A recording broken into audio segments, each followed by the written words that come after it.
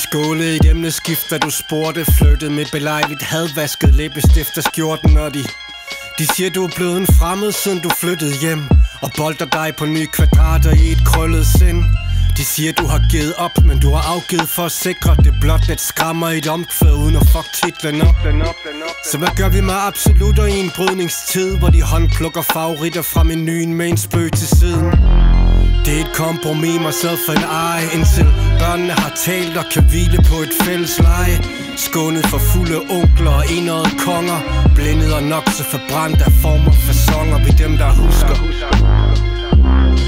Vi dem der husker.